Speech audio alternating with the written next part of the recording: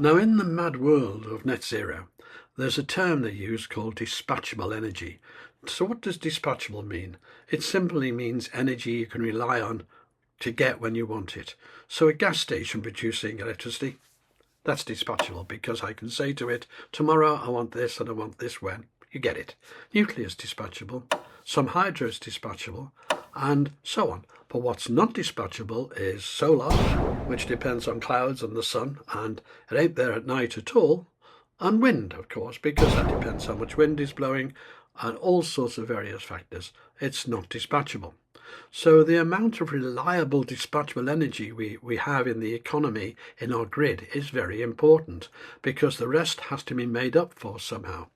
Now, in this very short, relatively short video, I'm going to expose the current dangerous situation that the UK is in, because the truth is we are heading for third world status as an energy grid, and I'm going to explain why. Now, the work behind this video is as normal in a Substack paper I've written. The link to that is available below this video, and as with all my work, the access to it is free. This graph is very simple. It shows the coal, gas, nuclear and hydro, all of which are base power, and how the total of that has declined since the year 2000. And that's a period we're taking. We're taking since the year 2000. We're also adding on the predictions by the government between now and 2030. So as you can see, our reliable dispatchable energy has been incredibly reduced since the year 2000. That's what's been produced. So this next graph is the installed capacity, not what we produce, but actually what we've got there in terms of dispatchable energy, dispatchable electricity. And we've taken the year again, 2000 to 2030. Note the level bit of the last 5 years is a government projection. They're not trying to decrease it anymore because they know they're in trouble. In fact, I think they've started to try to build gas power stations because they are really in trouble. Coal's gone, and as regards gas, that can be used for both base load and for top up throughout the day. Gas is a universal sort of source of energy because it's highly flexible as well as dispatchable. And so that's the situation on the installed capacity. Next graph, please. This graph is very simple. It shows you the growing amount of unreliable energy and the reliable energy reducing. That is the pattern. That's the whole emphasis of the entire net zero drive. So that's a very simple point. We're reducing the reliable energy and we're increasing the unreliable energy, which at any time can be zero. In the case of solar, it's zero every day because there's night time. It varies in the day tremendously, and it arrives at the peak of the day. The best part of it is near the center of the day when the demand is relatively low. It's long been established that there is a strong correlation between the amount of electricity used per capita and the GDP growth of a nation. And this is no surprise. Let's go back to the Industrial Revolution. The Industrial Revolution started using coal as the energy source, and machines from steam engines and onwards were developed. It enabled one person to do the job of 100. That's what gave us the wealth, and that carried on throughout the economy as electricity became available and machines to use it became available, and so on. So every single part of our life is driven by energy. So the relationship between the amount of energy per capita and the wealth of a nation is absolutely solid, and of course confirmed in hundreds of paper studies. So here's one of them, and I'll quote: "The authors confirm a strong correlation between per capita electricity use and GDP economic development.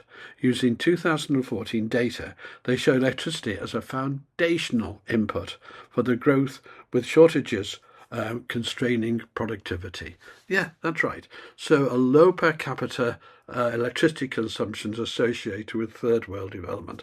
About the lowest in the world is sub-Saharan Africa, which is extremely low, but Bangladesh and countries like that are very, very low, and it constrains their development, no doubt about it. So with all that in mind, where's the UK heading?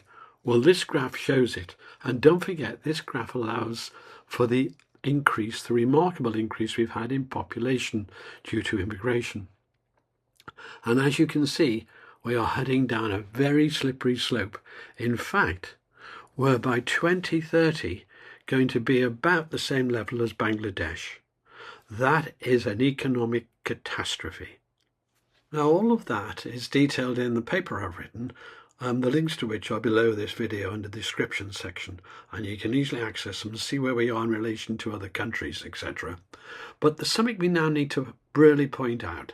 It's to do with what Ed Miliband keeps banging on about, which is the security of energy supply and how the new world he's creating gives us more security. That is a total fabrication. That is totally untrue. So what we're going to do now is examine just how we're managing. How are we managing with such a lowering of reliable energy and increase of unreliable energy to even keep the lights on? Well, here's the answer in this graph. So as you can see here, the answer is we've been importing more and more energy. Just to make something clear, in 2022 we had the COVID era, if you like, and really production almost came to a halt in many ways. That caused the lowering, but I'm putting a compensation back in for that, and as you can see, there's an exponential increase in the growth of our imports. Now, at the moment, they're peaking at around 14% average. So on average, we take about 14% of electricity from abroad. That's not secure. And what matters more is what we take at peak times. And at peak times, historically, recently, we've had to take 20% of our energy from outside the UK. So we're totally dependent on that source to survive without blackouts. Yet, that source is becoming more and more unstable for us, and my paper explains. So even friendly nations, really friendly nations like Norway, are suffering because as a small country trying to export, their electricity, it's driving their prices up, disrupting their market, and it's become a political issue. So you can't expect this to stay the same. You can't rely on overseas. You've got to have your own security. So let's now examine Ed Miliband's world on this matter of energy security. What I have now clearly illustrated to you is the mess the UK energy grid, the electricity grid, is in, and how insecure we are, and how at times 20% is having to be imported, but that's getting worse, almost exponentially worse. And yet this year in April 2025, our Energy Minister, Ed Miliband, had the audacity to make this speech to the future of energy security. Just listen. Absolutely, net zero by 2050 is achievable. And I'm so struck, because I've been at this a long time, not as long as Fatih, but some time, the transformation in relation to these issues compared to when I was last the Energy Secretary is just extraordinary. The transformation that he refers to can't be a reduction of CO2 because the world's emitting more of it than ever before. The world is burning more oil, gas and coal than ever before. So it can't be that. But maybe he's referring to the progress the UK's made by exporting its industries, by completely demolishing its manufacturing industries so that we export that to China. That's what he's talking about? Well, that doesn't make sense, does it? This is China's manufacturing employment share. Look how that's risen. Now let me bring the other graph underneath it to compare the UK to China. There is no doubt where the jobs have gone to.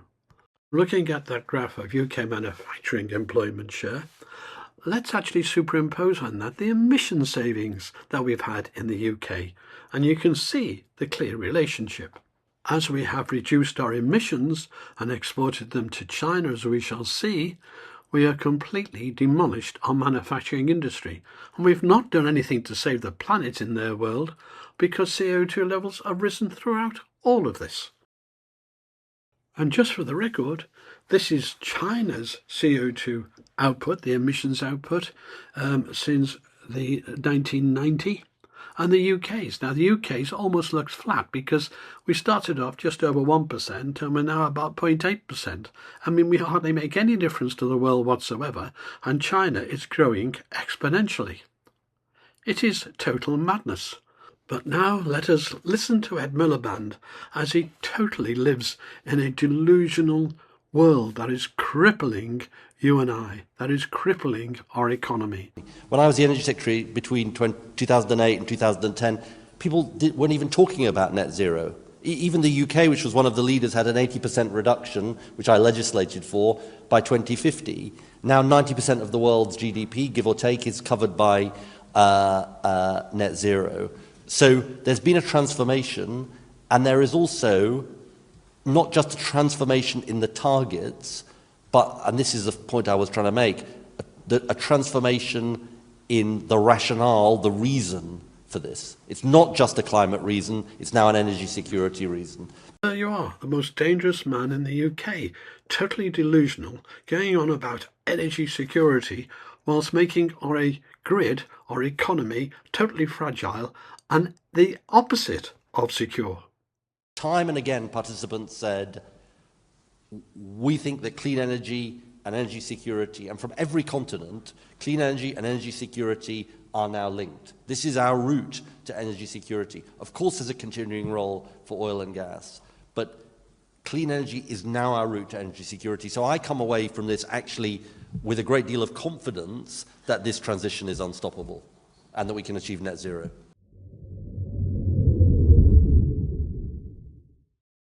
So as the world burns more oil, more coal, and more gas than ever in human history, this man thinks that they're going to achieve net zero as a world. Well, yeah, we might achieve it in his world as a UK. That's when we got no industry left and we live in total poverty at the level of Bangladesh and other third world countries. That is what this man's about. The graph, and this graph, is based on what all agree are the current record levels of CO2. All the conferences, all the work, all the net zero nonsense around the world has done nothing. He talks about targets, political targets, as if they are real. They're targets that have no meaning, just like China says, oh, well, let's do this, and then does the opposite. It is meaningless, and this man is deluded. And yet, the budget that's increased in all the tight economic times we got in the recent budgets in this Labour government is given extra money to this man. And yet this man will happily bury CO2 and spend over £1 million per job creating the work. That's 800 jobs, over £800 million a year, £1 million on average per job created in North Wales. And that is burying CO2 that after a year's work is made up for by the rest of the world in 39.5 hours. This is the madness of Ed Miliband, and we've got to stop it somehow. How? I don't know, because we have a Prime Minister who is also deluded. This man wouldn't move his position in the recent shuffle. No, he's determined to see us through to this ultra-communist world where we're all reduced to the peasant level and people like him can be in control. This is a man who's always in one way or the other lived off the state. He has never created any wealth by himself, just taken it away. And now he has such a power over us for the next 4 years or so. It's just ridiculous and very, very worrying. Sorry for the rant, but that's how I feel. And thank you for watching. Leaving you with Ed Miliband praising China for their efforts against all the facts, I just wish to point out that just the exercise in burying the CO2 is actually costing more money than all the taxes raised from the recent inheritance tax change to farmers and small businesses. That one Drax power station in the UK cost us far more in subsidies, again, than all that money raised from inheritance tax. These are government choices. They choose to do useless things like burying CO2 made up for by the rest of the world in 39.5 hours. And how do they raise the money? They try to raise the money by taxing people's farms and people's small businesses and you in every possible way they can. These are choices they are making. Vote to stop it.